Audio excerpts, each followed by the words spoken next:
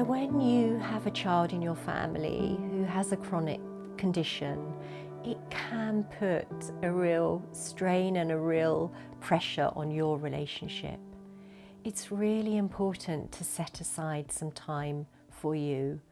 We often talk about, that pilot flying the plane with their co-pilot. If they go down, the whole lot goes down. So it's really important to have some time to prioritize your relationship. I think about, if we had a pie chart and the amount of time that we spent on different things, looking after somebody, looking after a child with a complex condition probably takes up quite a big proportion of that pie chart. So think about that sliver that's for you and your partner. You need to stay strong and you need to not lose yourself in all of this. Some time out could be kind of what recalibrates you, what reboots you. Remember the things that you enjoy. Remember the things that are about you as individuals and about you as a couple. You might need some space just for you. You might need to both give each other some of that space, whether that's taking the dog out for a walk or going for a run or reading your book or catching up with a friend. So that individual space is really important. And space for you as a couple is really important. And that space might include some space for intimacy.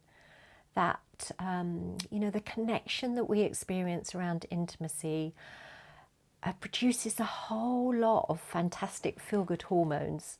So spending time together, it might not be having sex, it might be sharing a bath, it might be having a cuddle.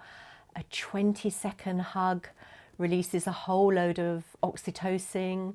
That's our love, feel-good hormone. Finding time for each other is important.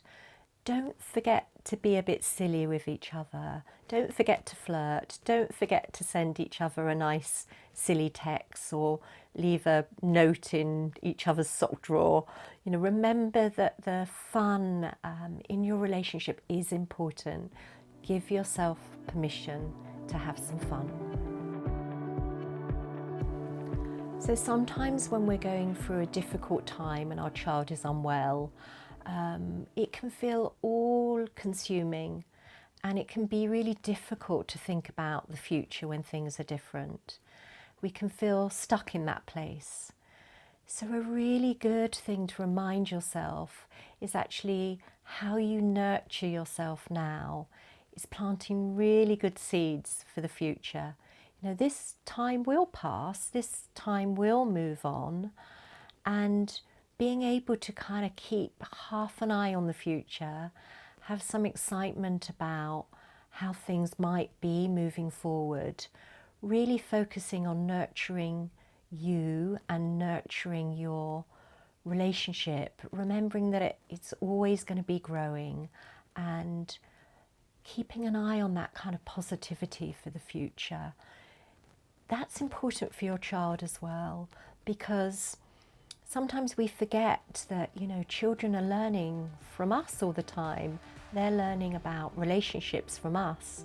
So if they get a sense that, this idea of relationship is good and happy and hopeful and planning for the future, that will rub off on them as well.